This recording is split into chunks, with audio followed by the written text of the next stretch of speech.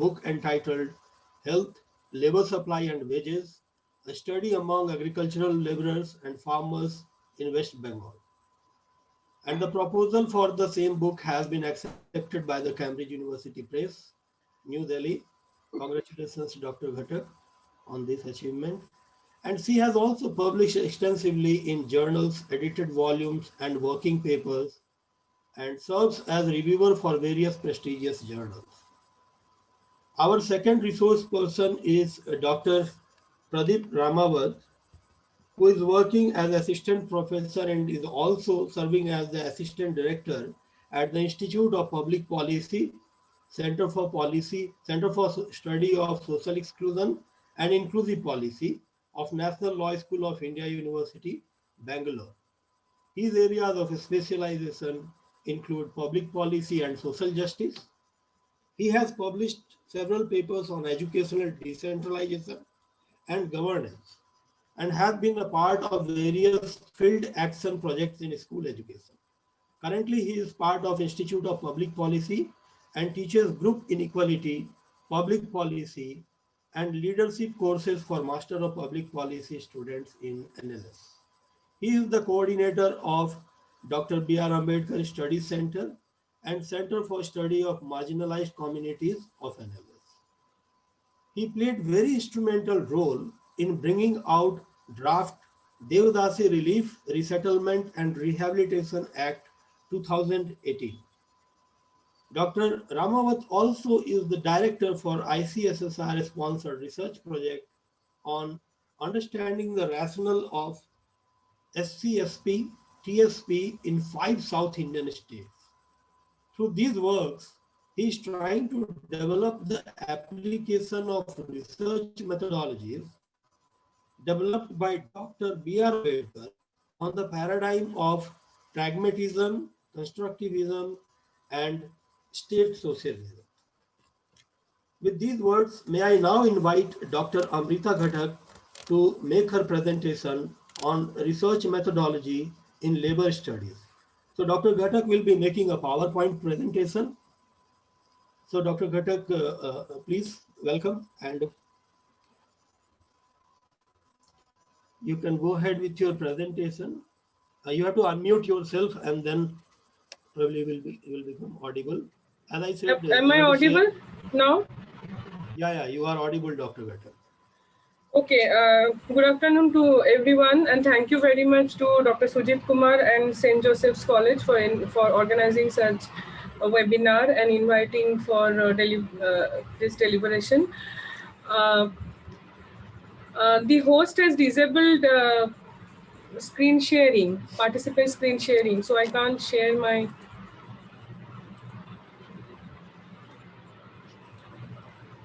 You're good to go. Yeah, okay. You can go. Okay. Thank you.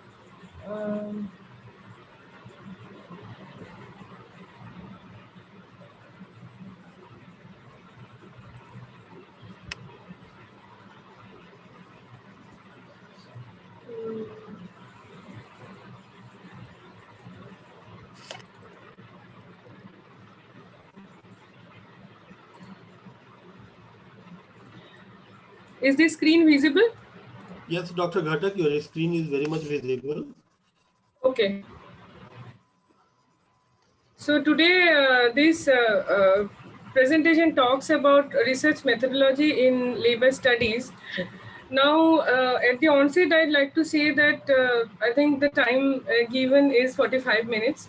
So within this time frame, I would like to touch upon the recent issues in labor studies in India, which one can take up as a part of academic or policy research. Then I'll talk about what is method and what is methodology, and what drives, what thoughts are there instrumental to develop the research methods over time in the literature, followed by what are the scientific methods that are generally used in social science research. Kindly do not indicate anything in my presentation. I can see a red line, and then I'll also talk about the scientific research types, which will follow the steps for a scientific research. and what are the major elements of research designs, followed by the questionnaire, interview schedule, etc., if I have some time. So, as we all know, or at least those who are somehow related to economics and labor economics in particular, or development studies in particular, are aware of the fact that over 93% of workforce is in the informal sector in India. So, when we talk about labor studies, basically what we need is studies in the studies of the labor force that is there in the informal sector. Now, unfortunately, there are very limited number of studies with reference to problems dealing with people working in the informal sector, though this sector generates bulk of the employment in India. Therefore, there is a need for researchers to work in the areas of various issues in the informal sector, and the scope is really wide. The persons who are working in the informal sector by and large earn a very paltry sum of money. They hardly have any social security and terminal benefits, which are mostly out of the ambit of labor laws currently in India. One somebody is wants to work in the areas of labor studies, the first crucial point is to be very careful at about the definitions, because terminology matters a lot when you want to compare or want to interpret any of the findings. So the terminology used must be based on acceptable definitions, either nationally or internationally. This is very essential, otherwise comparisons and interpretations not only become difficult, but also gets blurred and at the same time distorted. For example, when we talk about labor data, like those by National Sample Survey Organization or Ministry of Statistics and uh, policy implementation, and the labor laws, the way labor laws are drafted, there is a section in all these documents at the beginning, just to define various aspects of labor so as to avoid ambiguity in interpretation. For example, the International Labour Organization defines decent work. That means work which is carried out in conditions of freedom, equity, security, and human dignity. Now, quite often, decent work is defined with varying interpretations by human resource practitioners, academicians, various stakeholders, trade unionists, employers, NGOs, government organizations, and scholars or students. Everybody may come up with a different definitions of decent work. But in research, we need to ensure that the terminology used must be clearly defined, explained, and understood by all. That is the researcher and the target group. By target group, I mean the policymakers on one hand, and on the other hand, from whom you get your data. So your respondents. So as to avoid bias and ambiguity in interpretations of the terminology. Now, in order to give another example, there is a huge confusion between the terms unorganized sector and informal sector. The term unorganized sector, when used in the Indian context, is already defined by the National Commission for Enterprises. I'll not read about these definitions, because once somebody is referring to these drafts, they will get access easily to these definitions. But there is a very subtle difference between unorganized sector and informal sector, which maybe in the question or session we may discuss what is unorganized and what is informal. But the core point is that if you are working, or if you want to focus on the manufacturing sector, if you want to focus on the in the service sector, if you want to focus on the agriculture, for each sector we have the specific definition of what we mean by workers in the unorganized sector and workers in the informal sector. So one has to be very careful when using this definition at the very onset of your study. Uh, Another very confusing definition is home-based work. Often people get confused between home-based work and domestic worker. So ILO has its definition, and in India also we have its definition. And one point needs to be remembered is that there often nowadays there is a trend what which I am seeing in most places, that people say that we need Indianized definition of all these things. We don't need to follow what is defined by the West, but that is not entirely correct. While we need to conform with the local characteristics, with the Indianness of the object that we are trying, or the subject that we are trying to study, but at the same time we have to also follow the definition given by ILO or such organization like UN and ILO, so that we can compare our status with globally with other countries. And at the same, and that is when we'll be able to measure our progress over time. So there are some arenas of research in labor studies which one can take up at this moment recently in India. One is the labor supply related issues, which can be taken up in the context of the globe, and also in the local context. And then the major issue now is the employment and unemployment status, particularly the debate on unemployment in past 2-3 years that we are all familiar with. And that has been now further reinstated by the now COVID-19 situation. So labor supply related topics with special emphasis on gender components, and by gender I mean not only men and women but also third gender, which is not integrated in our policy regime at all. And then the human capital aspects, like the bearing of education or skill formation or health status with the labor supply decision, so on and so forth. Then the next area that can be worked is the changing world of work, which means that because of the artificial intelligence and because of the rapid improvement of technology, and the changing geopolitical scenario globally and nationally as well as locally, it also has lot of impact on the changing requirement of the occupation, or the nature of occupation. So the labor demand also is evolving very rapidly. So one can study those things in the context of global, local, as well as the pre and post COVID-19 scenario. The third aspect is occupational safety and health and working conditions in relation to decent works, because nowadays our trade and international and industrial policies are hugely linked to the process standard. So nowadays trade is not, and increasingly it is going to be in future, that trade is not going to be limited only to the product standard, but also the process standard, which includes both labor standard and environmental standards. Now here we're not talking about environmental standards, but labor standard will also be a very key, will play a very key role in the trade or export of Indian produce.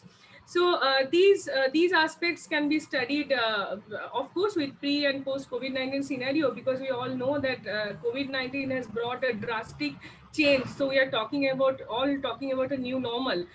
And then the fourth topic would be industrial relations, which was always there as a very important topic in labor, and wages. Sorry to interrupt you, Dr. Amrita. Can you make your screen full screen, the slides Yes, full yes, screen, yes. so that it is. Is it Please okay go now? ahead. Yeah. So Yeah, fine. wages and labor laws and collective bargaining and union and social security, etc.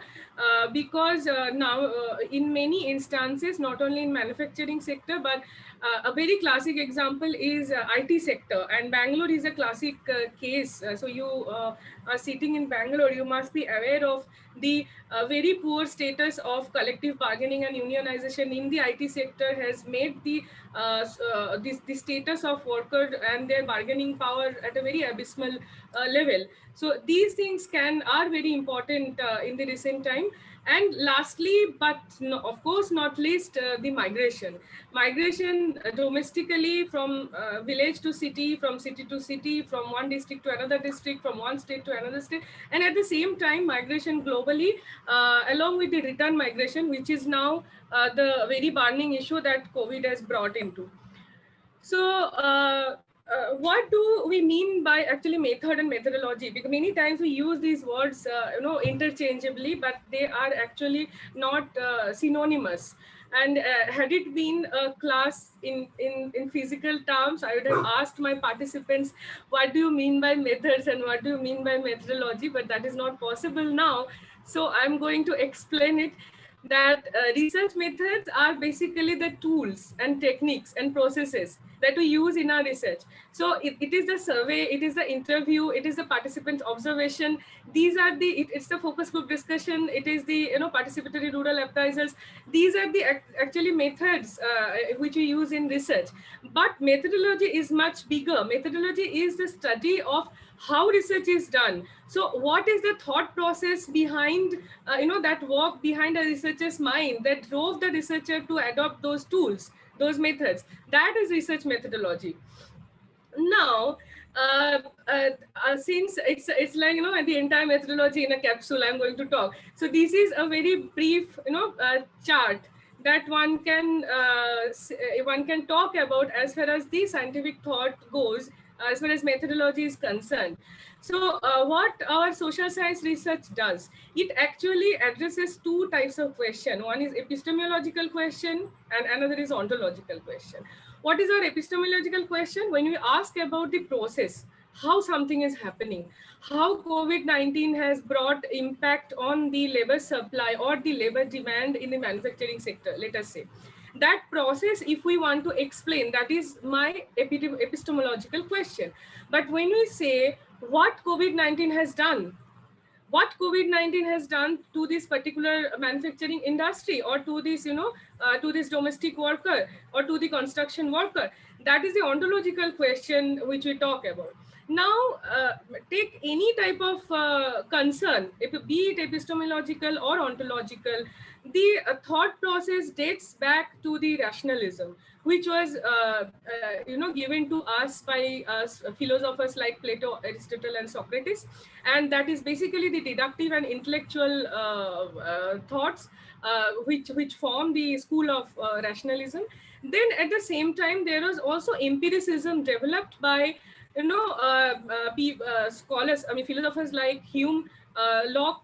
So they talked about inductive techniques, measurements and experimentations.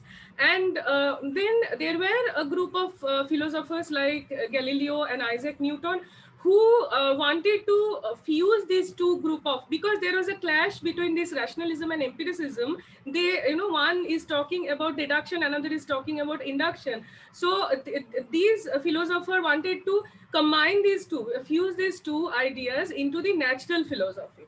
And this natural philosophy, this is the school of thought that actually developed the methods and methodology in the natural sciences, in the laboratory based research, which means physics, chemistry, so on and so forth.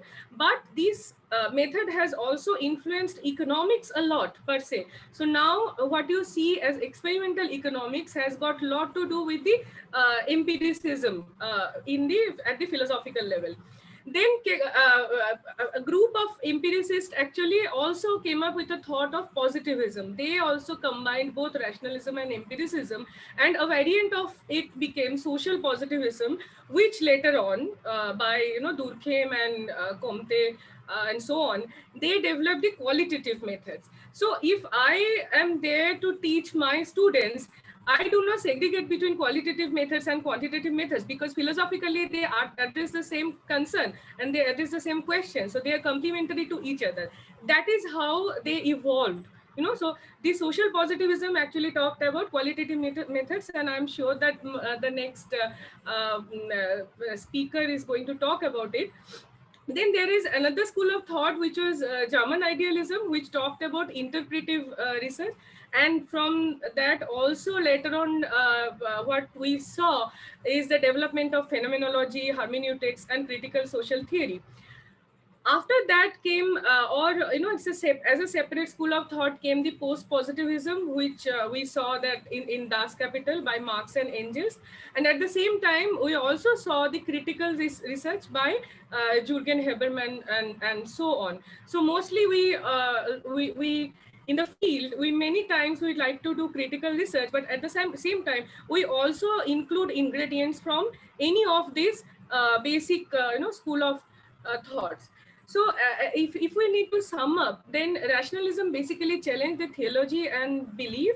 Empiricism proclaims that experiments and observation are the main instruments for the acquisition of knowledge. German idealism resolved the dispute between empiricism and rationalism by arguing that experience is purely subjective, and processing them using the reason without first delving into the subjective nature of experience will lead to theoretical illusions.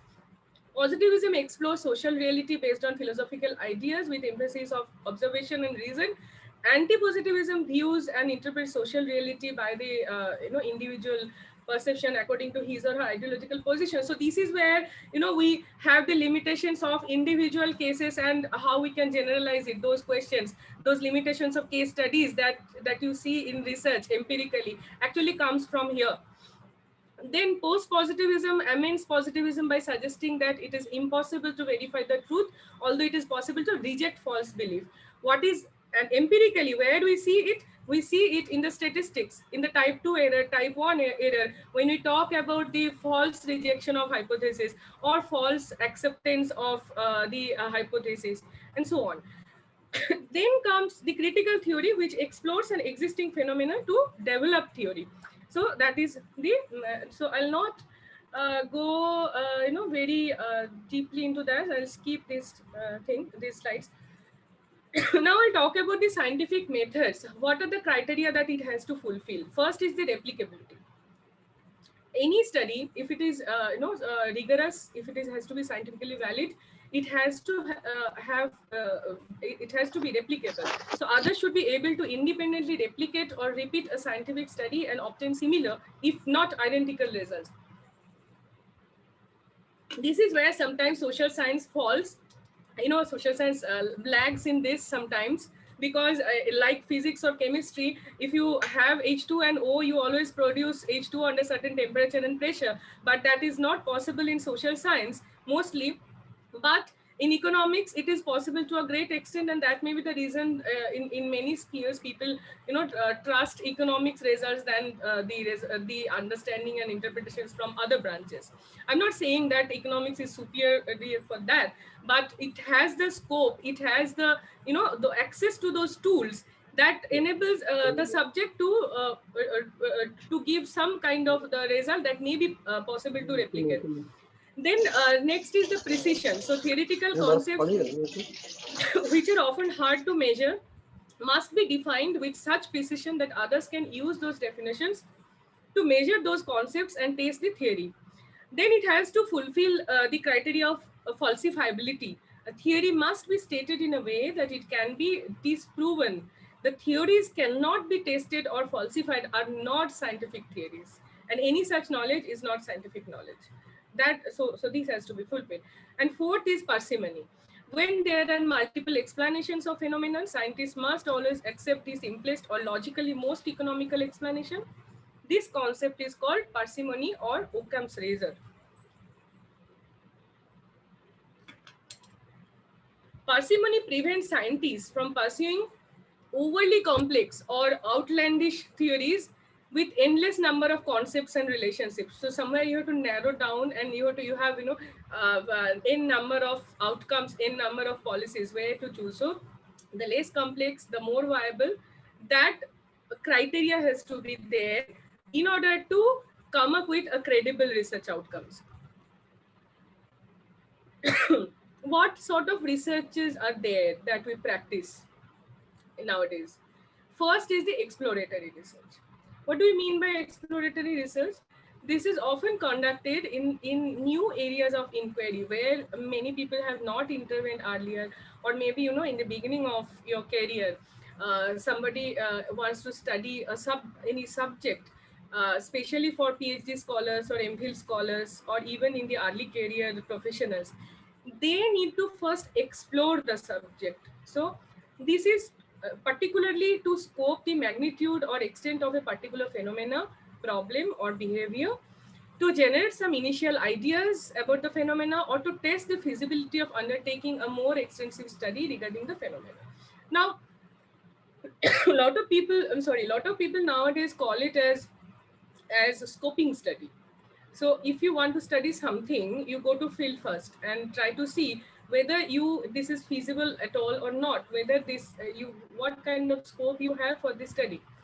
For instance, if government policies regarding economic recession one wants to study, and wants to study the manifestation of those policies in the various aspects, then the question may be how citizens perceive the government policies, how such perceptions are manifested in terms of the frequency of public protest and presumed causes of such dissatisfaction, such as ineffective government policies in dealing with inflation, interest rates, unemployment, or higher taxes.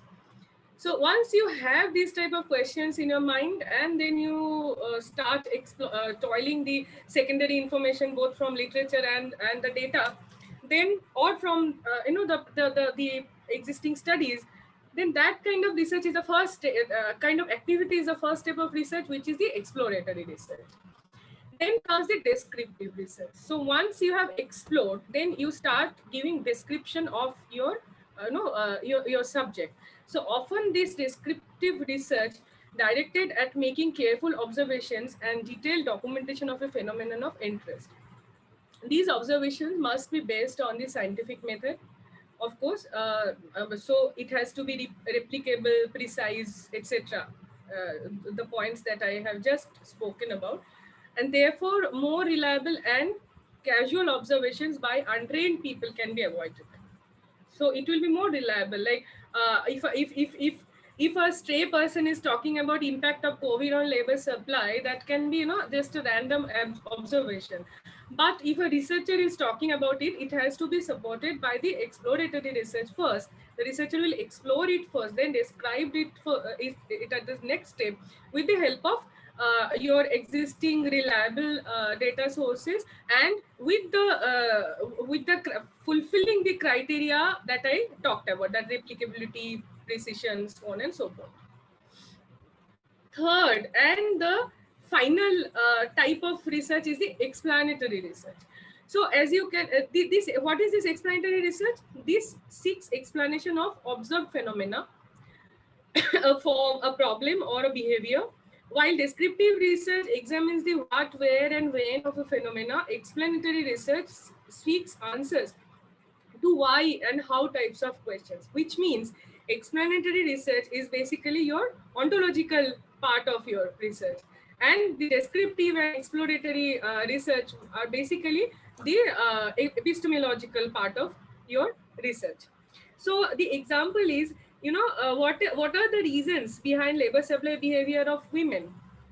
So what are the reasons of the declining labor force participation rate of women? If somebody has this question in mind, that the answer needs to explain the reasons. So that will be explanatory research. But before that, the status of women labor force participation rate, the description of it, and the exploration of how labor force participation is actually having a trend in India, those kinds of steps will be falling in the previous categories. So the entire cycle of research basically dwells between theory and observation. And how it dwells: from theory, you develop the hypothesis and you test the hypothesis through deductions, and you reach your observations, and then the observations are processed to be generalized. So from your fragmented observations, you actually reach the generalized observation through inductions. Why do you do that? Ultimately, either to strengthen or support some existing theory, or negate the existing theory, or modify the existing theory. Okay, so this is how the entire cycle of research operates. Now, what are the steps of a scientific research? First is the unit of analysis. One has to decide what is the unit of analysis. Unless you decide that, you cannot actually proceed. thereafter. So whether individual is your unit of analysis, whether household is your unit of analysis, whether a community is your unit of analysis, whether an area like a town or a village is your unit of analysis, or a district or a state, or at a macro level a nation is your or the country is your unit of analysis, that has to be decided. Then very crucial part is to very carefully scrutinize and understanding the concepts and constructs so that you can have your appropriate variables. So in the labor studies, the crucial concepts are labor supply, how you define labor supply, wages, how you actually you're going to measure wages, that is very difficult in practical terms. And then employment and unemployment, how do you understand that? Disguised unemployment and other concepts of unemployment, how do you understand that? Those are the concepts, and the variables are like usual activity status, current daily status, current weekly status, what is your main worker, what is your marginal worker. These are the variables, these are the actually in the data, one has to understand these terms to effectively use those data. Third very important part is review of literature. Now review of literature actually is the inseparable part from the beginning till the end, because your research issue will pop up, will emerge from the review of literature. It will help in developing the model not necessarily has to be a theoretical model, but the analytical or conceptual framework or analytical model or conceptual model has to have some kind of either theoretical support, theoretical backing, or the justification from the existing literature. So the fourth step is actually built upon the review of literature, the third step, which is very crucial. And fifth step, which is also depending on the review of literature, is the hypothesis. So how one factor is having bearing with, is having is determining the other factor, is actually indicated by the existing literature, or either empirical literature or theoretical literature.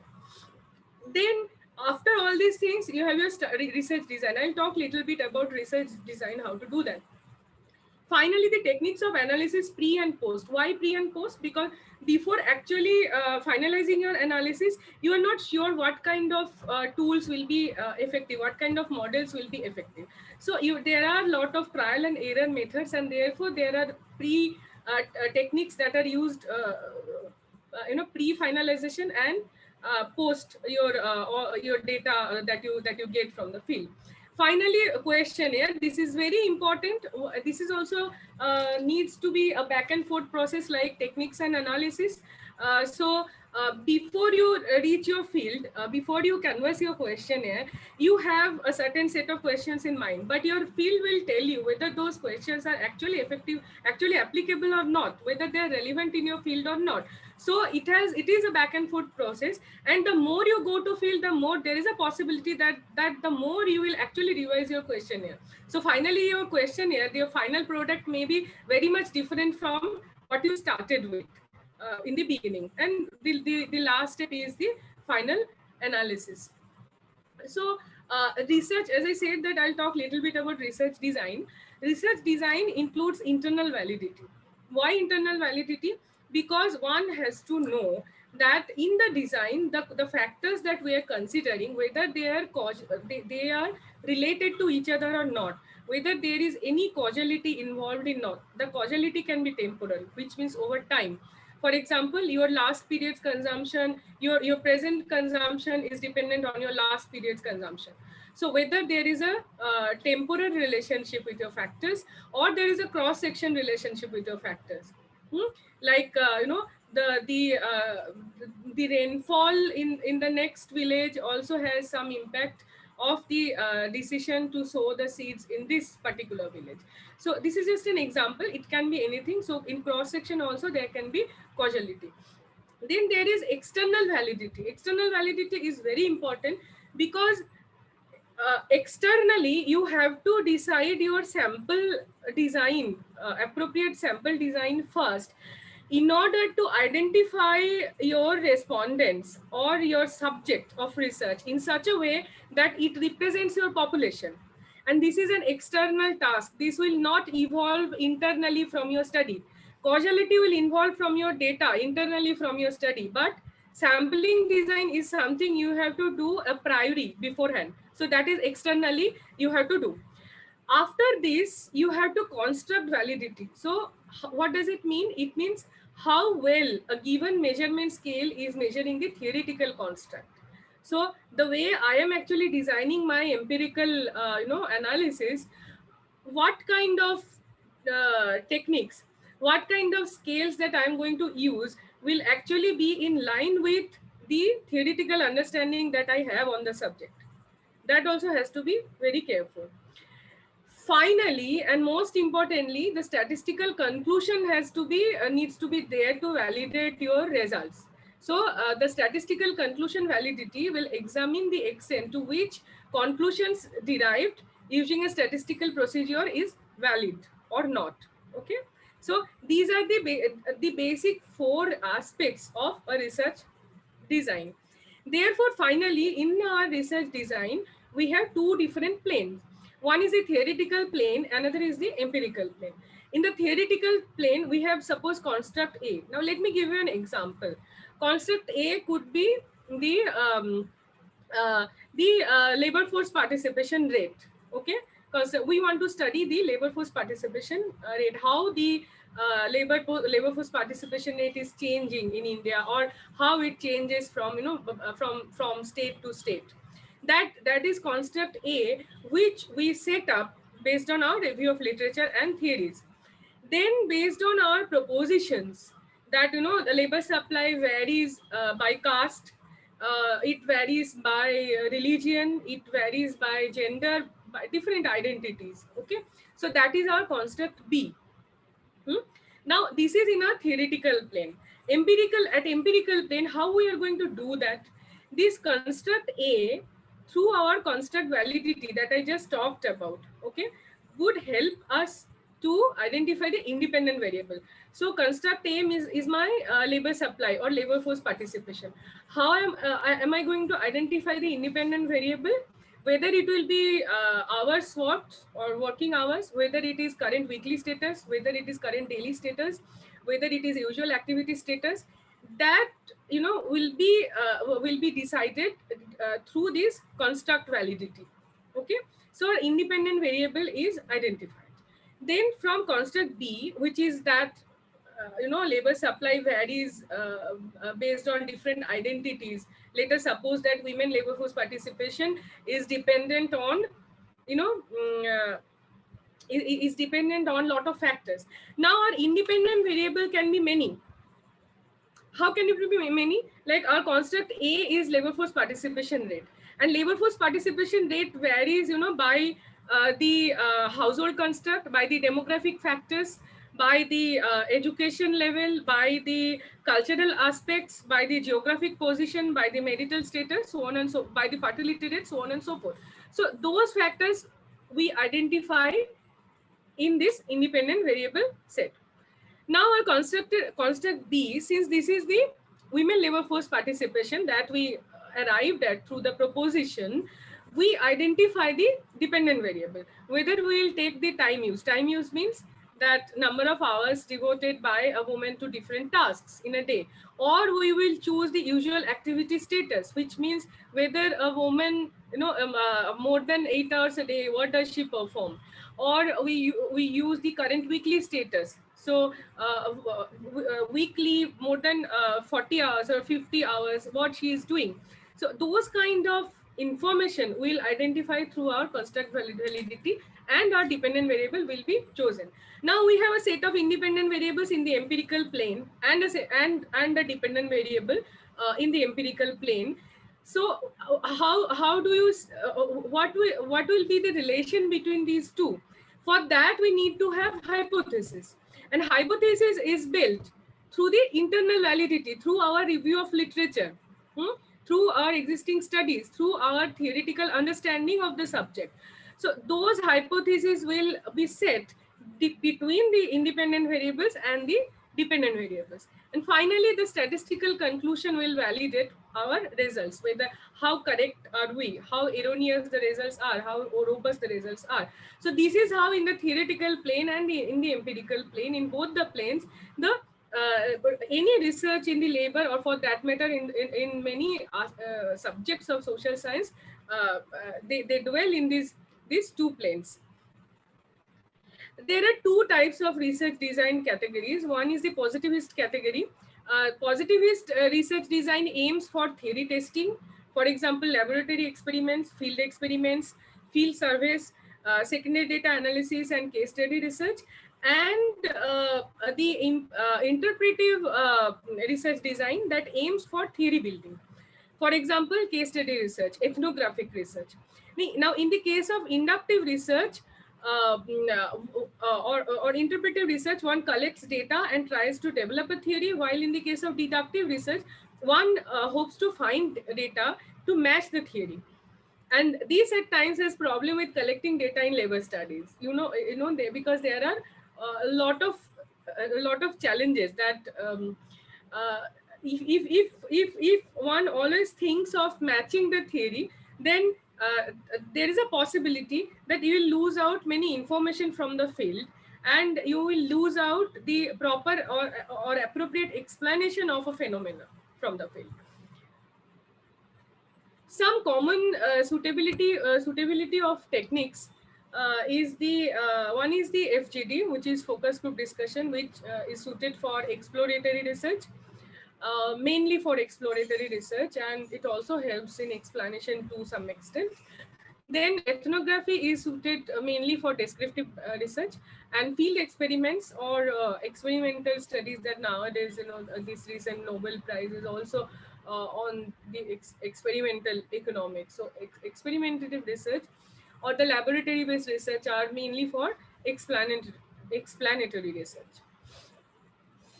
Now, what are some widely used study design? First is the experimental, which involves quantitative statistical techniques to a great extent, but it also involves qualitative aspects.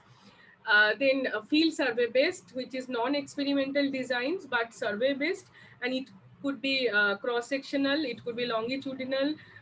It also uses statistical methods. Then secondary data analysis also is a major part of study design, but the limitation is that the data might not have been collected following a systematic and scientific manner or systematic sample design. That is a limitation. And then fourth is the case research, which can be both for theory building and hypothesis testing. An in-depth investigation of problem in one or more real-life setting can be done through case study research. FGD, which is focus group discussion, which brings in a small group of subjects, generally from 6 to 10 number of people at a location, and then have them discuss a phenomena of a particular research topic. And then action research,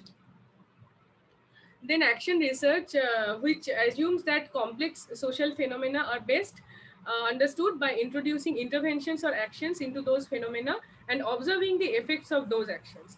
Finally, ethnography, inspired by anthropology, that emphasizes that research phenomena must be studied within the context of this culture.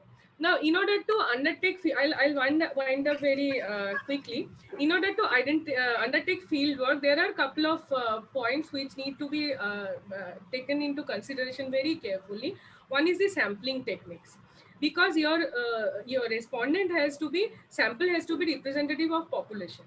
So sampling technique has to be very carefully designed. Now, there can be purposive, random, or snowball sampling, etc. And there are different situations where these sampling techniques are applicable, which right now is not the scope of my this thing lecture. This is the one thing. And then the development of questionnaire. Now, I also brought this NSSO 68th round interview schedule, which I'm not sharing right now, but it is there and anybody can access it. In terms of labor studies, if somebody wants to study various aspects of labor supply, then periodic labor force survey, which is PLFS. Nowadays it is called PLFS. Earlier it used to be NSSO, employment unemployment rounds. So these surveys are the best surveys right now available in India.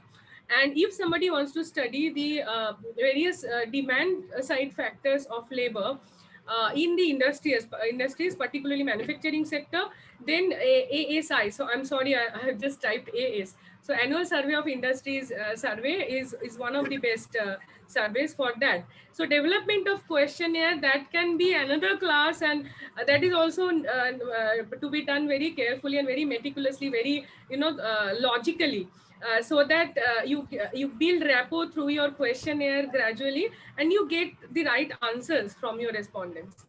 How to analyze the data? There will be secondary and primary sources both. So both quantitative and qualitative analysis are done in labor research. For example, for labor force participation rate, mainly quantitative techniques are adopted. But in order to study labor reforms, the effect of labor reforms or labor codes, which are introduced very recently, 3 bills are already passed, one is there to be passed soon. So that for that kind of study, qualitative analysis will be probably more effective. And if you have data from primary sources, that means you are in collecting from your field. So anything and everything in the field is a datum for a researcher, which has advantage and disadvantage both. The researcher should not be lost into the into the basket of arena of the different observations in the field and lost the focus of the research. But at the same time, the researcher should also take into consideration each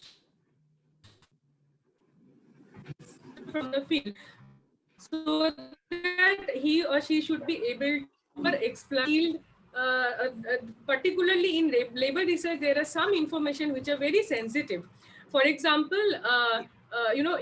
information on union, information on wages, information on working hours, information on working conditions in the industries, information on the income and expenditure. Those things are very difficult to get in the field, particularly if you are studying industrial labor in the industry itself.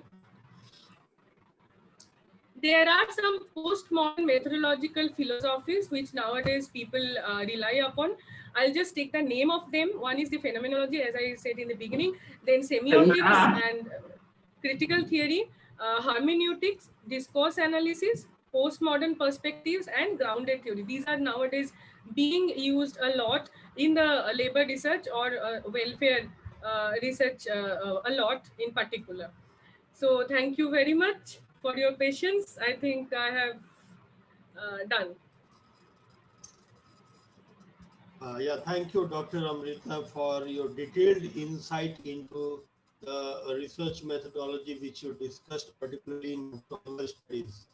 And you can now minimize your screen and stop sharing it. That would be good. So may I now invite our second resource person, Dr. Deep Ramawat. For those who have joined us late, let me tell you again that Dr. Ramawat is assistant professor and the assistant director in the Institute of Public Policy, National Law School of India University. And Dr. Ramawat will be presenting the qualitative research designs for policy analysis, with which he has been associated for a long time. And right now, several state level, in fact, regional level research projects are going under his guidance. So please, Dr. Ramawat, you can start now, and you have, as you know, that 15 minutes for your 45, 50 minutes for your presentation. And our module is like we'll be taking the turns after both the presentations are made. One is already after this presentation. We will start taking question and answer from the participants. Thank you, Dr. Ramawat. Yes, Sujit, I am audible. Yeah, you are audible. Okay. Just alert me if any disturbances, and then if any, because I am in a place where I have little challenge with my network. So just alert me whenever like you feel that I am not audible. Just ping me or send me a message so that I can change my network quickly. Sure. Sure. Thank you. Sure, sure. No problem.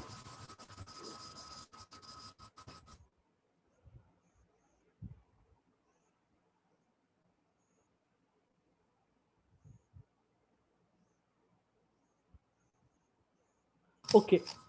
Uh, Thank you, Sujit. And then I'm grateful to St. Joseph's College for inviting me for this session, because many of the insights and then the perspectives which I'm sharing today are also part of the journey of St. Joseph's College also, because some of these insights are part of my journey and then collaboration with St. Joseph's College and contribution from some of the students. I'm very happy that some of the students also have contributed. When I'm making my presentation, you'll be understanding what I'm trying to tell you at this point in time. And my special thanks to Amrita, because she has put a brilliant foundation for this entire workshop in terms of clearing out many of the questions around methodology and then distinctions between qualitative, quantitative. Though like she was focusing on labor studies, I think most of the things are applicable for what I'm presenting. So what I try to do is like I'll skip some of the things which Amrita has already explained to us to save the time, and then to go into more into concrete policy action research kind of framework, so that it is useful for all of us to reflect on what Amrita also has told in her presentation. Because like I'll see this as a continuity. Whatever like she's presented after her initial description about labor studies, and then more into her analysis about qualitative, quantitative, and then field reflexive studies, particularly keeping labor into focus. So with that, let me begin with the prelude by saying that my session is largely focusing on our experience of engaging with the qualitative research design as part of the policy formulation process. Because many a times we come across this disclaimer saying that policy analysis has to inherently have to have a larger design. When people say about larger design, they are indicating that quantitative techniques, and then having a lot of data collected at the household level. Can it be generalizable? Can it be made into more widespread generalizability could be applicable? Those are the questions which policymakers generally delve into. But we are also like into a policy space where marginality and exclusion and deprivation becomes an important context where we are crafting most of our policies and then policy designs. So what I'm trying to tell you is that my description today will be more focusing on context specific qualitative designs, which are very important when we are interested in designing policy studies.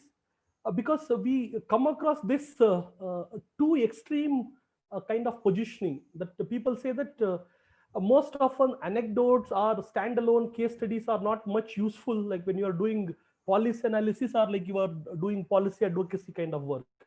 But on the other hand, the experiential learning like we will have in the field is most important. We feel like when you do a very identity based identity constructed kind of studies, like that's very important to have those kind of experiential context based analysis and understanding.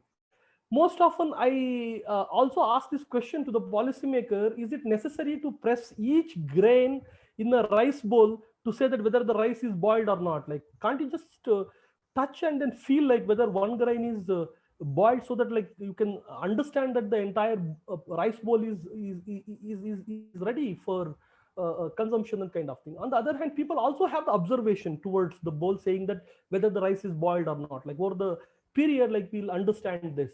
But over and again, we have made a lot of these faults in the policy analysis. We follow mundane rituals thinking that they are most important part of policy research. What I'm trying to tell you at this point in time is that we inherently have put this economic mindset to the entire policy analysis. Like we discard the political, sociological, and then human side of the policy analysis. Like because economics drives the dominant policy analysis paradigm, we are constrained, and then economics has its own limitation and advantages. Like I'm not discarding the advantages like which it gives us, but it has its own limitations in terms of generalizability and kind of thing, both statistics and economics. So what I'm trying to tell you over here is with great appreciation for my liking towards different disciplines and domains, I am interested in understanding how different paradigms influences the qualitative methods, and then how they can influence our policy making process. So this is my first slide. The previous slide was anyways was given to you as a part of your brochure. It was already given to you. I referred this particular slide as it looks like very patchy, like not very planned kind of slide, because that's the kind of dilemma I'm having always. Like whenever I'm into this space, that's the kind of emergent design we are into, and then that's the conviction through which we undertake most of the policy research as part of our study center. So when we decided that we have to venture into policy studies focusing on few marginalized communities which are most impacted through the new developmental paradigms, what are the methodologies which are available to us? So the first answer came to us: can we do a household survey of these families and try to understand what kind of vulnerabilities these families are having? The second approach was, is it possible for us to like identify the leaders in the community and then call them, speak to them, and then understand what kind of vulnerabilities these communities have? So when you take this second approach, like where you want to like speak to the leaders, the next question was, where are the leaders from these kind of communities? For example, like we were interested in undertaking a study of Devdasi community in the state of Karnataka, and then wanted to understand what kind of state imposed vulnerabilities are there for this particular community. So when you put this question, the next question comes to you, like where are the leaders among the Devdasi communities? Where are the leaders among the Devdasi women? This is the question which comes to your mind, right? And the first question is like, let us do a household survey. Where are these households are situated? How they are situated? Which locality? Which location? You don't have any official records to like give from the government of Karnataka to tell that these are the number of Devdasi households or families we are having. These are the number of Devdasi women's, Devdasi organizations and kind of thing. Though we have schemes and programs which will address and then which are trying to prevent this system of Devdasi in the state of Karnataka. I'm just giving a demonstration of one such community. There are thousands of such communities which are in existence on this country, which are invisible, which are untouched, which are unseen, which are unheard kind of communities. We are interested into that space.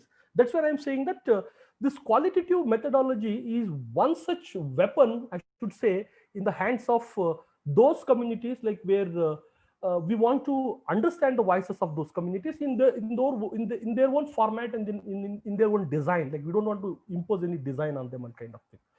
So when we decided that we want to undertake these studies, the first thing was, where are these communities? Like let us identify these communities, their geographies, their leaders, what is the policy which is existing, how many number of these communities existent and kind of thing. So the first round of conversation took us to a level to see that now let us see that we will consider groups from scheduled caste and scheduled tribe community which are most vulnerable among scheduled caste and scheduled tribe groups. Okay, in Karnataka we have something around 101 scheduled caste which are being scheduled under constitution, 101. Similarly, like Andhra might have 68, Tamil Nadu might have 70 scheduled caste groups and kind of thing. Each has their own intra and then inter group inequality kind of characteristic and parameters. Similarly, if you take tribal groups, you have more than 50 tribal communities which are being scheduled as tribes. There are macroscopic in the sense the communities which have the numbers more than 30 lakhs in population in the state of Karnataka, one single tribal group. There are tribal groups whose population will not exceed more than 100. That's the situation. So like you have this vast scale like in which you have to operate, something around 30 lakh to something around 30 households, 100 families. That's the kind of range. Okay, let us now categorize them like as we do in our positivist approach. Let us classify them: macro, meso, micro, nano, whatever like you want to call them. Let us like have this approach. Then comes across that is there an intergroup or intra-group inequality among these groups? If so, like how do you like understand these criteria and kind of thing? This is a matter of engaging. So like the engaging in the sense, you will not be having a choice that you will enter a community and then exit after some time. After 6 months, like you decided, okay, my research project is over, I want to exit. There is no exit. It's like, I don't know how many of you have seen this movie Matrix or Matrix. I don't know how many of you have seen that movie.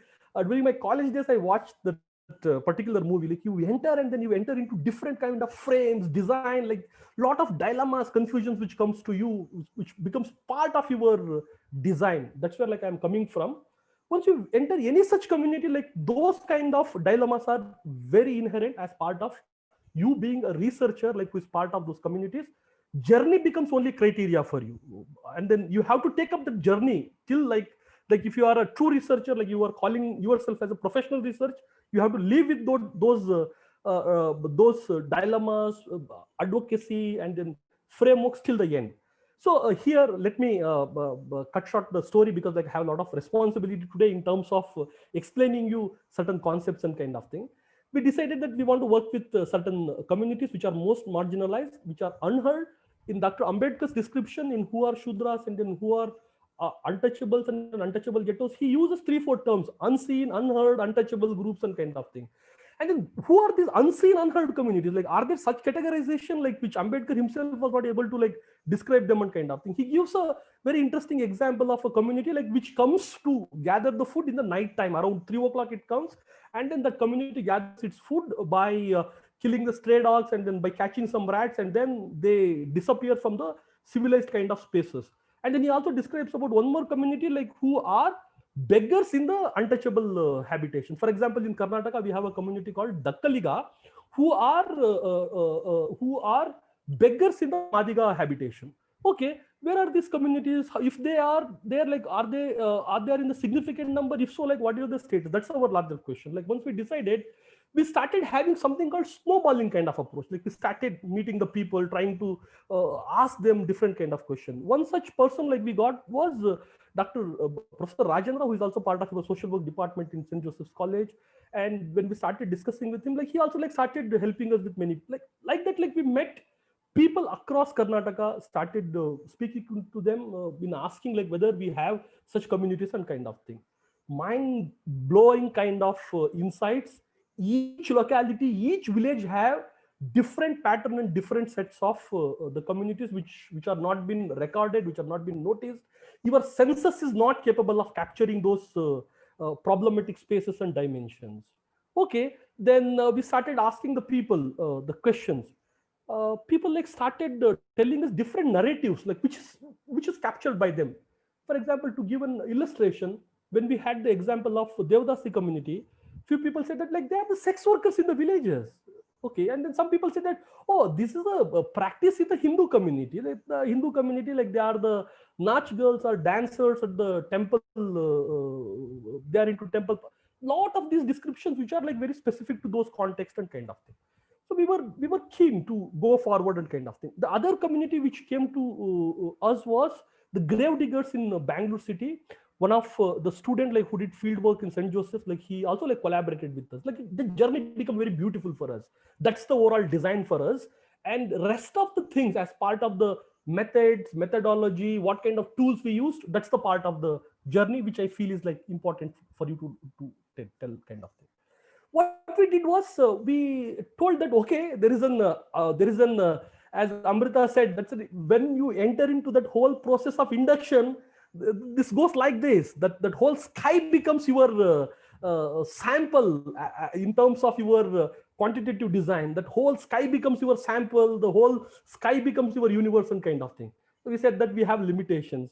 Let us stick ourselves to 4 scheduled caste communities and then 4 scheduled tribe communities, which are most vulnerable among the scheduled caste and scheduled tribe groups in the Karnataka. So then another approach came to us was like, can we apply something called intersectionality? Shall we look at from the different systems of oppressions in terms of caste, religion, gender, region, locality, and kind of thing. So then it became more interesting. Then people said that, okay, along with that scheduled categorized communities, can you have some issues within those communities? So then we said that, yes, let us pick up some issues from those groups and communities. So we said that, okay, we want to understand how do we conduct a research about the parents selling the girl children, particularly from Lambani community. So we said that, okay, let us understand how this girl child is being sold by the parents, and then with what mindset, and then for what purpose, Is there a system of trafficking which is involved? If so, like how that system of trafficking operates and kind of thing. It's more of an curiosity and an inquiry, which becomes a policy frame for us. Like if you understand the process part of it, then it becomes easy for you to come out with a solution to address that entire thing. Very interestingly, like when we started meeting the leaders from the Lamani community, they started discarding this problem, saying that, okay, that's not a major issue within the community. There are larger issues like we have issues of the Lambadi Tandas or Banjara Tandas not becoming the revenue villages. That's a major problem in the community and kind of. So we started understanding within these groups also, there is an interesting elite capture for those problems and narratives. We said that we did not get much support, so we said that it is not possible from us to like go and then become super adventurous in entering into that entire journey. So we said that we don't have that capability at that point in time. That's a conviction as part of the research center we had, that we don't have that capability. That conviction has to be there for a researcher, saying that what are your capabilities and strength to undertake a research and kind of thing. The second is like we wanted to understand the Devdasi community, and then when you say Devdasi community, the Devdasi community in the sense the person who is being dedicated for the Devdasi system and the entire system of operation which operates to subjugate women into that entire context. So like we started asking, who is Devdasi women in Karnataka? So if you take quantitative approach, 90% of the Devdasi women in Karnataka are from the Madiga community. Okay, we have something which could be generalizable. Devdasi women in Karnataka are basically from 90% of them majorly from the Madiga community. Second is they are mostly located in the northern part of Karnataka, particularly this northeastern Karnataka kind of district. And then they are particularly located in the regions where this Devdasi dedication practice is very rampant, particularly like around the big religious temples. For example, like you have in Belgaum district, that Saudati is there. It's a big dedication center. Like we started understanding that entire system. It became very interesting. Like we also started getting some leads through Professor Rajendra, Dr. Chandrasekhar, and Devdasi Vimukta Vedike from northern part of Karnataka. There's an organization called Saki Trust. Many people started joining the journey, and then we said that okay, now the journey is becoming more. We have to carry more responsibility and kind of thing. And like that, I'm just giving the illustrations in this particular slide about what are the different groups we selected and kind of thing. So these are the initial pictures we had from these communities. For example, like when we went to the Sindolu community, this is one of the scheduled caste community, which is a migrating untouchable scheduled caste community and kind of thing, which is completely excluded. Like they have not settled, they don't have any habitation and kind of thing. Second was Dakkaliga. They are beggars among the Madiga community. As I said, the person like who is showing is their identity, saying that okay, these are their entitlements in the village records and kind of thing, which they were not aware of and kind of thing. So there is a community called Jain Kuruba Yarava. Like that, like we picked up 8 communities, which became interest for us and kind of thing.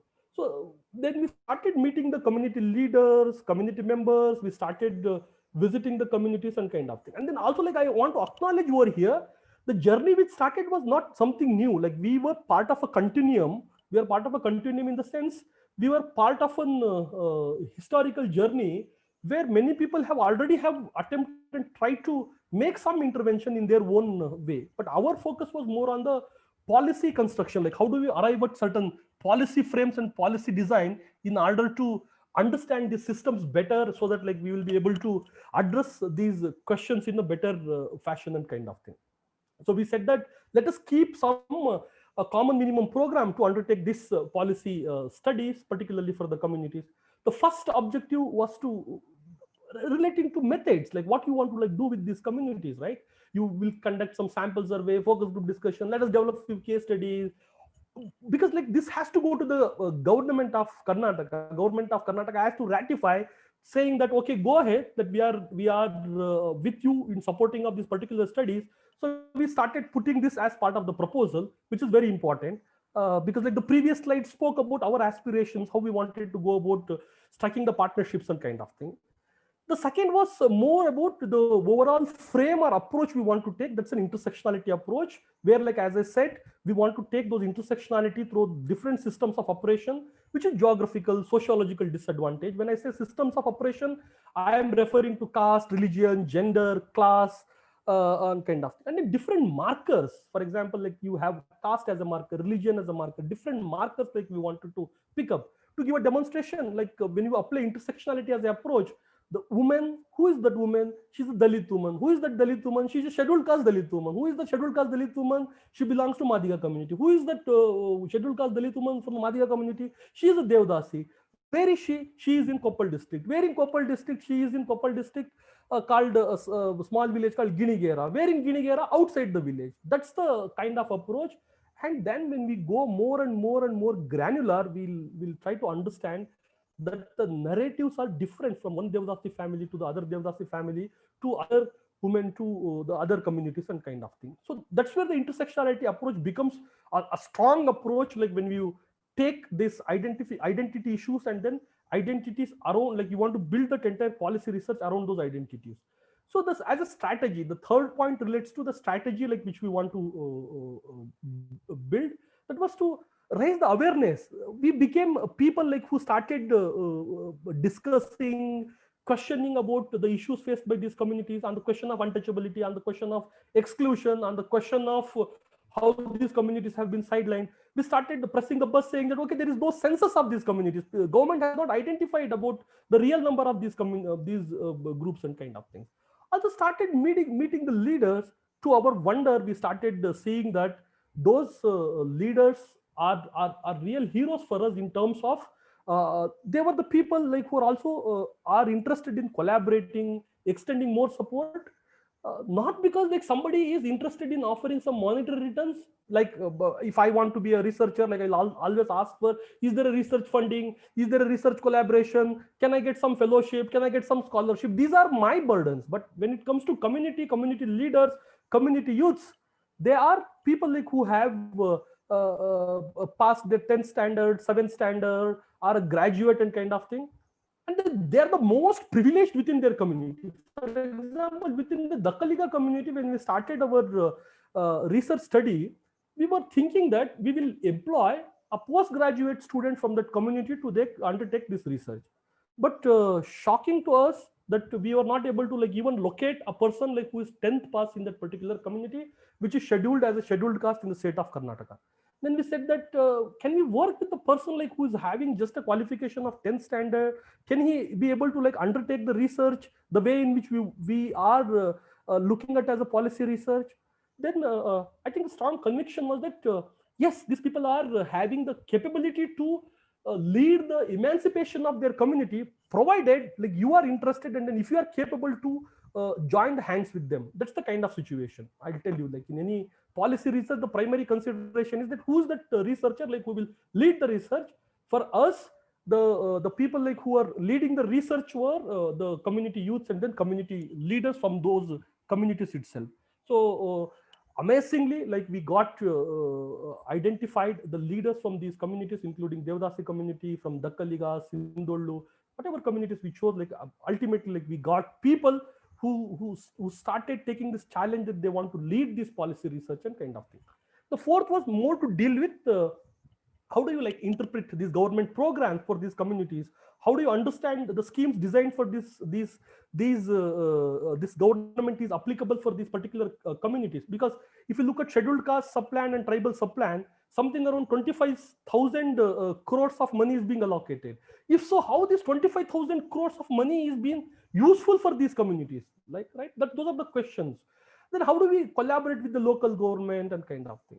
And fifth one is more of an institutional policy and then legal kind of framework for the long-term development. Because as National Law School of India University, we don't have that bandwidth and capability to say that like we want to own this research, that we don't want to own this research. We are the people like who will also join the journey for some time. We will be with the community for some time to develop these research frameworks, to collaborate with them, to work, and then finally like we hand over the baton, and then we will go for the next level of the relay match and kind of thing. What I'm trying to tell you is the ownership of the entire research, or ownership of the research has to be with the community. That's where the sustainability exists.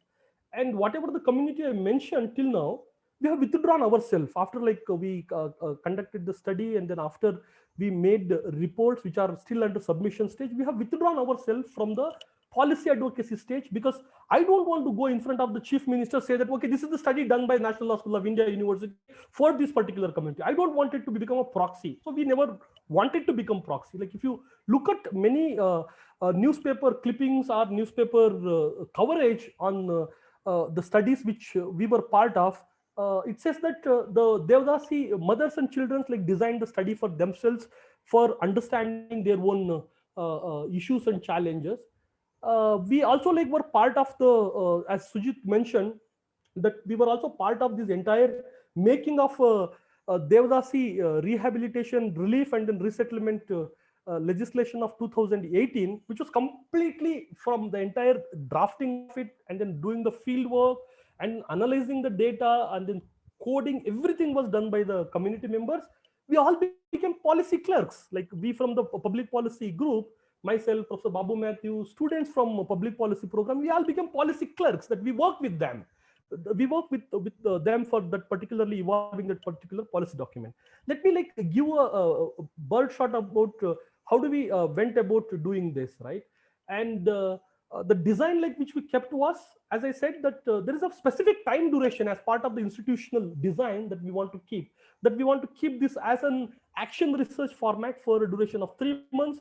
The entire ownership lies with the community. That National Law School of India University will not claim the ownership on these studies, and we will create those pressure points to the government for the policy advocacy by creating the policy briefs, and we will ask the communities to take the leadership and then ask for the progressive legislations within the state. I have mentioned few points in light green color, and then some of them in the bold green color. It's with a very purposive thing I have done. So light green color things anyways are part of any policy research designs, that you go for secondary data sources, like whether NSSO data is there, or whether you have those data through your census enumeration, like whether you have those data through SC/ST commissions and kind of thing, and then do an in-depth literature review about those particular communities, collect the data maybe in the form of household census or survey, like you'll do it, and then detailed enumeration, so that like, is it possible for you to generalize and then give the recommendation to the government by a structured questionnaire. Many of the commissions like which gets constituted for understanding and studying of the scheduled caste, scheduled tribe, or any other backward communities, including minorities in this particular country, like they generally follow this particular methodology. That's where the methodological fault exists, because for example, like if you want to study a Muslim minority in this country, there are a lot of methodological issue one need to think whether I'm employing the member from the same community. If so, like whether that member belongs to such and so intersectionality in terms of whether he belongs to a particular group within Muslim community, locality, whether he speaks a particular language, whether so many considerations. Basically, an insider kind of question is there. That's where like we see that like classical ethnography, particularly on policy advocacy in our context, has been an outsider effect, like we can largely see. So the rest of the things like I've mentioned in the bold letters relating to qualitative information about if I meet a Devdasi mother, I will ask her, how was your journey yesterday in the bus? Like I will ask from there. I will not go directly into asking questions from the questionnaire. Then she will tell the journey was good, but the person like beside me was snoring whole night, and then that created trouble for me. Okay, the information starts from there. If you are able to engage with that, you are able to understand that that snoring can have different interpretations as you being a researcher and kind of thing.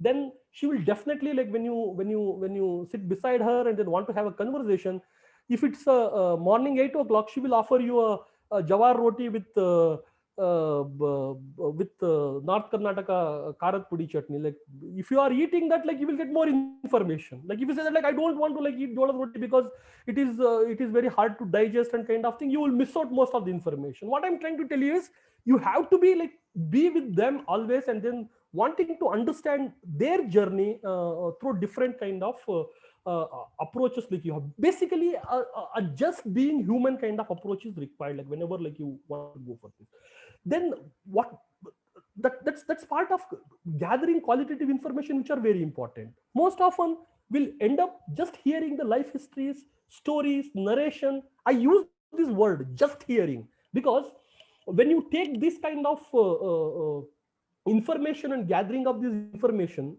to the policymaker, they said that okay, you have bought a story for the day. Whenever like you go for a meeting, they'll say, oh, you got a story for the day. It's a kind of mindset that our bureaucracy is having, because they have their own limitation in terms of running a programs and then evaluating the programs and kind of thing. With due appreciation, is it possible for me to like build a beautiful narrative around it so that the policymaker is interested in taking up an interesting policy intervention for them, right? That's a journey which I will also like explain in few minutes, right? And then like when you study those literature, particularly relating to those communities, particularly like you do the content analysis. For example, there is a scholarship for Devdasi children, like how that scholarship policy is impacting this particular community in their emancipation. That's the kind of content analysis of the schemes and programs, projects. Analyze the budgets, which are like very important. From past 10 years, like you will just see that very unevenness in terms of here I want to like acknowledge qualitative research does not mean that like just play with the words, that we also like do lot of this analysis of budget documents, lot of this quantitative, like we have economists with us, like economists and statisticians, like will help us with arriving. So it's a beautiful marrying of these spaces, qualitative and then quantitative, both coming together and then become a qualitative journey for us like understanding. People call this a mixed method and then other things, but we believe that at the end of the day, the puzzle is there, or a policy problem is there. Let us like understand that policy problem or policy issue in a better fashion. That's the, I think, focus. Focus group discussion may not be like very structured. Sometimes it starts at 11 o'clock in the night in the graveyard of Bangalore Kalpalli, where you will have to be with them in understanding like what challenges they have. It's at 12 o'clock in the night with the manual scavengers group in Hampi Nagar, that you have to strike that conversation and kind of thing. That's the kind of focus group discussion you need to have. At the end of the day, like you need to bring these publication and then dissemination of policy brief, which is more acceptable or more amenable for your policymakers in terms of policy briefs, policy notes, and policy memos. In some other workshop, I will be interested, maybe like if you are interested, I will be interested in telling you like how you go about policy memos, making of a policy memo, policy brief, and kind of thing. So what we were able to like do is we were able to convince the state authorities, saying that this is the first time something of this is like very scientific, because community members are involved, ownership lies with the community, the researchers are also from the community, and then National Law School of India University is helping, we are working together in exploring many of the legislations, policies. Along with the state government, it becomes a brilliantly crafted scientific study. Though like we had people like who are just having undergraduation or not completed their undergraduation, not like a sophisticated PhD degrees like us and kind of thing. And at the end of the day, is it possible for us to create community manifestos? Yes, like it is possible for us to create community manifestos for this. At the end of this entire conversation, I'm putting this slide like where these 8 communities were selected. From there, like we started choosing those thematics, like which I told and kind of thing. This is the initial budget kind of head, how much we will require for travel and kind of thing, which become a flexible budget design. This is very important. Most often, like you have to stick to the budget which is given to you. If the flexibility is not being given, you cannot conduct any qualitative. And then also like here, this next slide is relating to the National School of India University becomes at the very base of it, and then the rest of the people are helping us, are leading communities, advisory groups, researchers. These are the people like who will lead this entire research and kind of thing. It's something. So Amrita has already described what is design. For us, the design, as I told, I'm depicting through a few pictures and then few photographs. You can see Ambedkar, you can see Flame of the Forest, you can see a few community leaders, you can see that a few caravans and kind of thing. The design for our journey for this entire policy research becomes Dr. Ambedkar's lenses, the glasses of the embroidery or the glasses of that woman become important for us, and the soils and seeds which are very important for us to like keep remembering ourselves that these communities are circulatory communities, are living communities, like they live as we live. They are not static in terms of we cannot control them, like as we use this word in our experimental design, say we want to control them. We cannot control them. That's the design as the journey kind of thing. So some of the habitations, some of the places, I'm just depicting it through pictures and photographs, some of the historical people like who become very important in understanding these journeys. And most often like folk narratives becomes very important for you, folk narratives, and then the narratives from the people's history become very important, right? Okay, let me just spend 2 more minutes. Sujit, do have how much time, Sujit, I have? Hello? Yeah, Doctor, you can go on for another 5-10 minutes. No, maybe Okay, 7 okay. minutes. I just need another That 5 makes- minutes. I think that's sufficient. That's where like I was planning to position that whatever I Fine. described till now is part of the journey, which is which I was telling. Like, let me like now theorize, right? What I told up till now, let me theorize and then put this into a frame, because as an induction, I don't want to like offer entire sky saying that this is what is available for us and kind of thing. So I acknowledge that our research was qualitative and interpretive in its nature, in the sense the way in which I interpreted is completely different from how a grave digger or an Yerba community leader or a politician interpreted about our intention about the research. And then even the kind of conclusions we are having through that research are interpreted in a very different fashion. Though like we tried our level best to bring it into policy language. The policy language is, of course, in Karnataka state, like if you are working, the policy language is Kannada, then the policy language for the IAS people will be English. I have to be like in the policy language also, I have to draft it so that it is acceptable by those policy makers, but it has to be rooted in those communities' dialects, in those communities' pathways, in those communities' riverways, and kind of thing. So like it become very challenging that how do we interpret this entire gamut of information like we are having and kind of thing.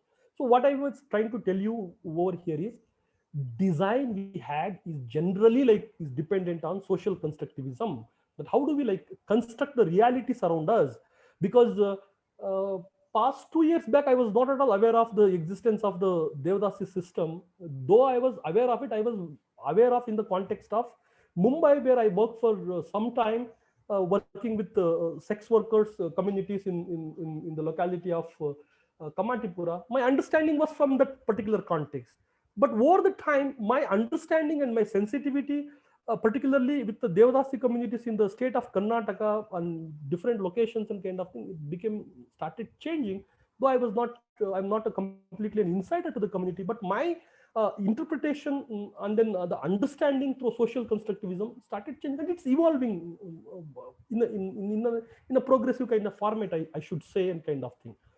And research problems inherently become research questions. Like whatever research context is there, those become research questions. You need not have to artificially search for what are the research questions I have to engage with, and kind of thing. Very context sensitive, very context based kind of research problem like we'll have, those become research questions, and then those becomes the rationale for your research and kind of thing. As I said, sample sizes, again I have used this purposefully because I've now started hating this word sample sizes in qualitative research, because as I was a student of agriculture, these samples now refers to me as a this physical materials like the soil, rock, and then those kind of things become samples which are good to be analyzed in the laboratory condition. Those are my friends, those are my informants sometimes, like if they want to keep anonymous names and kind of thing. See, for me, like now I have a great conviction saying that to undertake a study of grave diggers in the city of Bangalore, I do not need to have a household survey of all the 2000 grave diggers in the city of Bangalore. A narrative of one grave digger is more stronger weapon to me, and then having a great potential to become a policy advocacy tool, provided that you have that conviction. I told you that metaphor saying that do you want to press each grain every time and say that whether the rice is boiled or not. That's the kind of idiocy we'll be doing as part of the policy making. A narrative of a single Devdasi woman is sufficient to understand and then articulate into a policy design and kind of thing.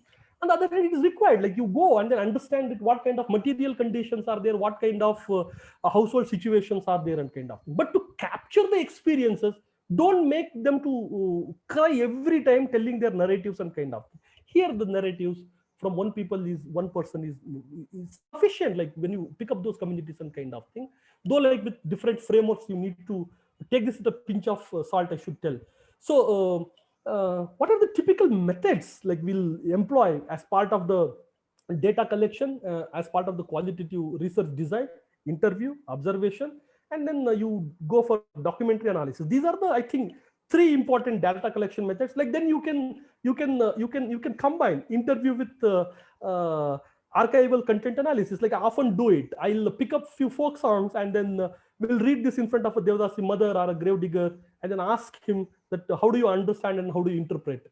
And I observe also like how they behave and kind of thing. You keep on triangulating. They are not standalone, isolated kind of methods. But broadly, I say interview, observation, and then archival content data collection is very important. Like when you want to like have the information from them, and then you have to have a combination of interpretation from different perspectives like which you have. So I think it's my last slide, which I should have started, because what I did was when Amrita started describing about what is research design, I just like put this into the end so that it becomes easier for me. If I leave this entire thing also, it's not great fault I'm making. The methods of information gathering in any qualitative policy research are interview, observation, and reading of the documents, as I said. Methods of analysis, value critical analysis. For example, like if I read 1989 Devdasi Abolition Act, it speaks about only punishment. Punishment to whom? Punishment to the Devdasi family, which is already been oppressed and kind of thing. It is not for the system of Devdasi which has been created for that particular religion and then particular village and kind of thing. It excludes. So you have to be very conscious about what kind of frame you are using. For example, like I always discuss with Sujit, what would have happened like if I have Ambedkar's lenses instead of Gandhi's lenses for Swachh Bharat? Then Sujit will go for philosophizing it through his own understanding of political philosophies and kind of thing. Storytelling as in methodological analysis, like how do I use story telling as an analytical tool, right? Policymakers, and then most often like our politicians are very keen about listening to the stories. One of the things which have forgotten as part of our research tradition is like we don't tell the stories. We tell and then we infer the information. We at a certain significant level or at a certain level of confidence we interpret the data, which policymaker never understand. Our politician never understand. You have to tell the stories. How do you build the stories? Like you have to make sure that those interview, observation, and then the documentary reading should come together and kind of thing. Narratives, I'm not using in the same sense as the storytelling. This narrative has to have those logical connection. Stories can emerge. Like I can start from the moon and then end up being in a graveyard and then tell the story. But narrative has to be very clearly defined. That narration has to be very clear, particularly if you are using a particular phenomenon kind of thing. Category analysis, as I said, like we have used this when you want to like classify certain communities based on their identification markers and kind of thing. So designs, most of us come across this. If you want to like study the system of Devdasi, particularly in this context where people are speaking about artificial intelligence, use of technologies, whether the system of Devdasi as a phenomena exists, if so, like what condition they are existing and kind of thing, right? And classically ethnographers, as I told, that have given great contributions. On the other hand, it has also like created a lot of faulty designs, in the sense a lot of proxy narratives have emerged. Case studies are very important part of the design. Sometimes the case study of a single Devdasi mother is important. Sometimes the male member of the Devdasi family, like his narrative is different. Sometimes educated girl children from the Devdasi community, her narrative is different. Like let us capture those case studies, like which are very important, which could be like country, like you can use India as a case study, you can use Devdasi mother as a case study, you can use me as a case study and kind of thing. Grounded theory, that theory is very important. Like you have to theorize whenever like you enter the context. You have to have that guts to tell that you are building a theory over there. So initially, like I just will before I conclude, as part of the grounded theory, our own assumption in the initial days were, if you ask Devdasi mothers for identification of their partners, will they agree or not, and kind of thing. We said that I think they will agree, because they also like want to identify themselves with their partners and kind of thing. Surprisingly, none of the Devdasi mothers were like interested in identifying themselves with their partners and kind of thing. On the other hand, the children of the Devdasi mothers are like very keen to identify with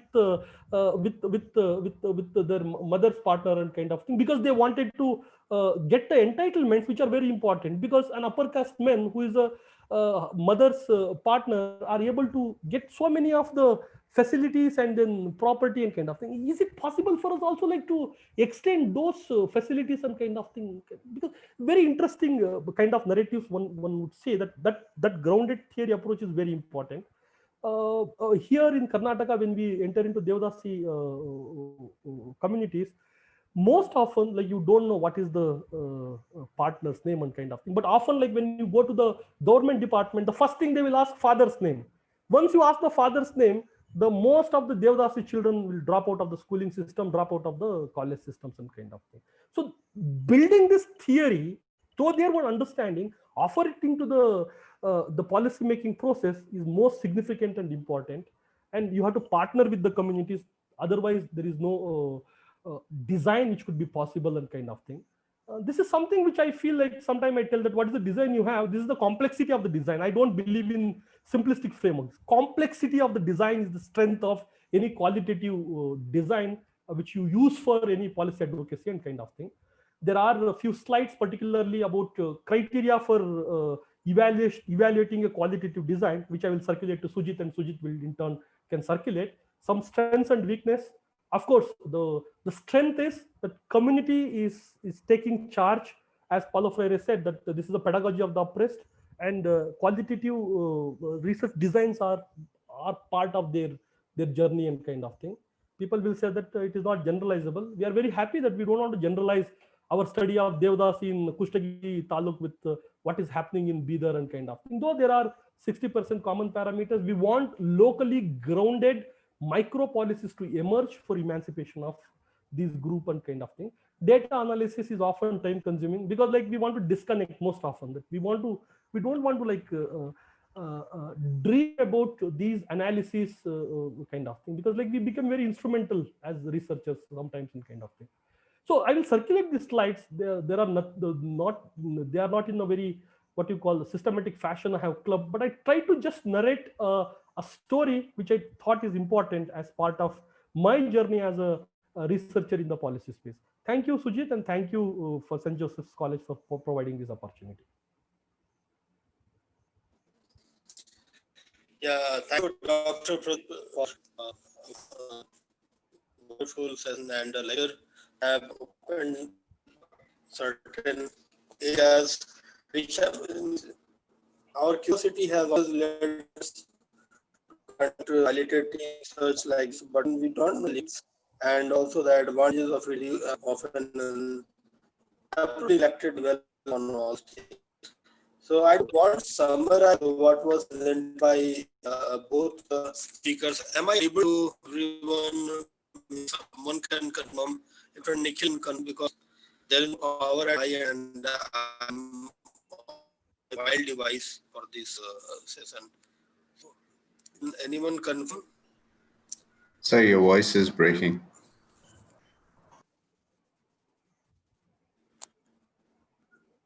So I don't know whether I'll be able to moderate this question, sir. Certainly, if we take over and conduct the question answer session, I am grateful, very grateful to you. Dr. Nikhil, can you take and conduct the question answer session? Literally, this is through my place power, and I am through my mobile device. Okay. So thank you once again to both the speakers. I think we'll, based on the schedule for today, we'll open the session now for any questions. Even you are not very audible, so just 15 minutes of question answers you can take from the participants, and to whom posing their questions and they can answer. Please go ahead, Dr. Nikhil.